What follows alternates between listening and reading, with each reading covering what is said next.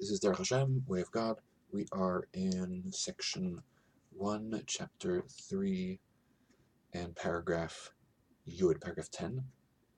So what he said is that there's this concept of Derech Hashem, some concept of the resurrection of the dead, and he said that based upon what we're explaining, then this idea that we refer to of the world to come, that is talking about the world after Derech Hashem, after the bodies have been resurrected, have been reconstructed by the soul, and this process it's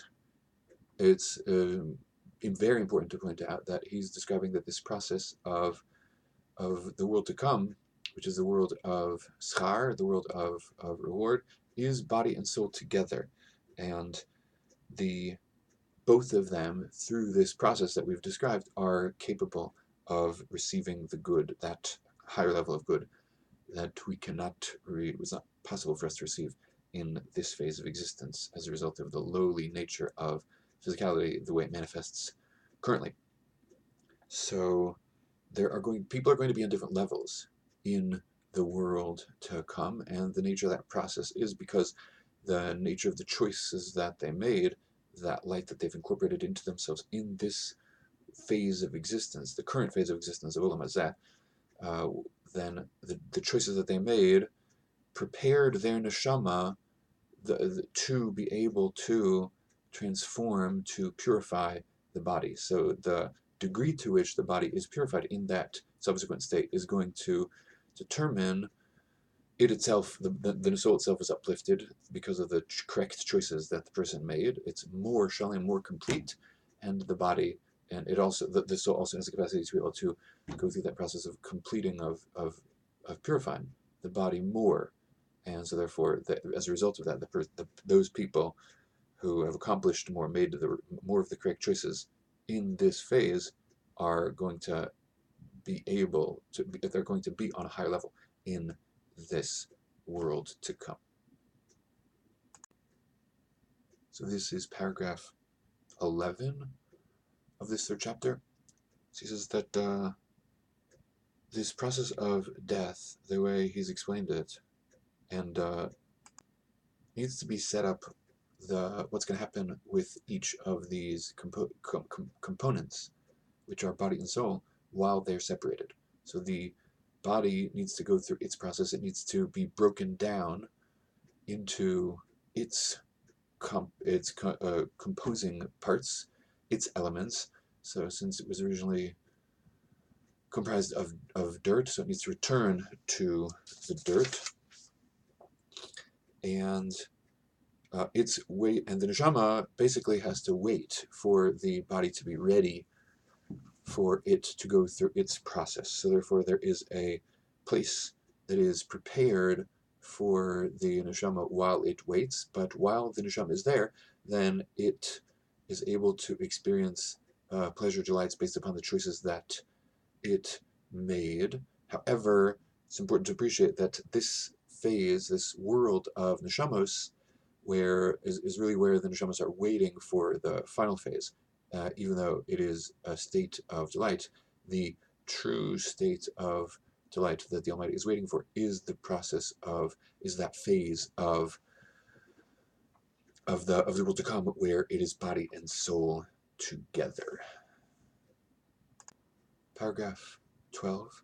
So Rabbi Lutzapto, he says, besides for there being a place for this Olam HaNeshamas, this world of souls being a place for the soul to wait, but there's also another process that's taking place, because really we said that the body, the soul has the capacity to transform the body, but as a result of the decree of death, so the soul cannot, the evil, the wickedness is incorporated into the physical body to a point where the soul is not able to transform the body. The result of that is that the body is, the soul is placed into a situation where it is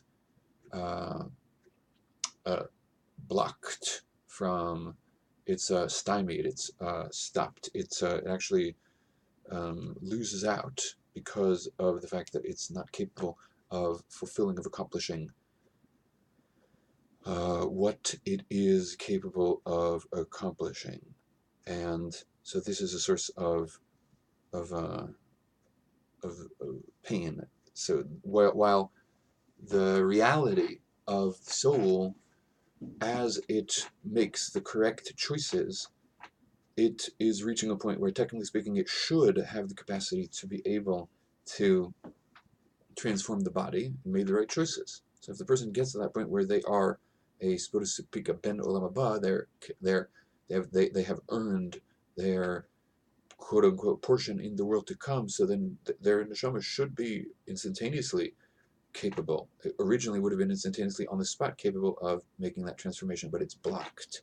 So therefore, the neshama is not capable of spreading its wings, of radiating with the light that it should radiate. And so that process, so the result of that, of the neshama being stuffed in there, is that the neshama suffers because of that. It's not because the neshama is deficient, it's because of the fact that the body is deficient.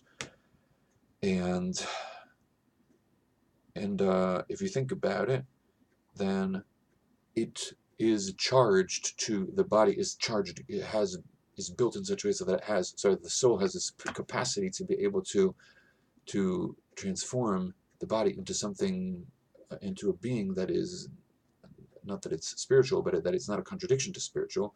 It becomes cleansed of its darkness. But it doesn't, when something has the capacity to accomplish something and it doesn't do that, so then that in itself is a loss. It's a deficiency. So that's what the soul goes through while it's stuck in the body. So one of the processes that the soul goes through in this world of souls is that it's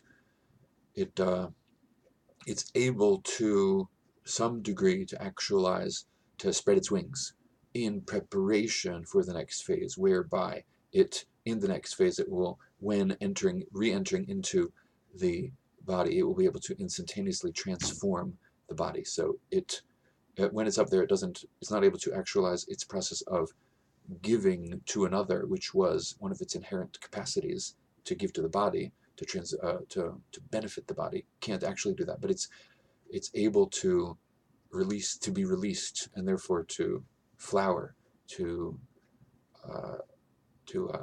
open up, whereby it's getting in a state of being more prepared for what it's about to go through. I once thought perhaps that's where the term parcha nishmasa comes from.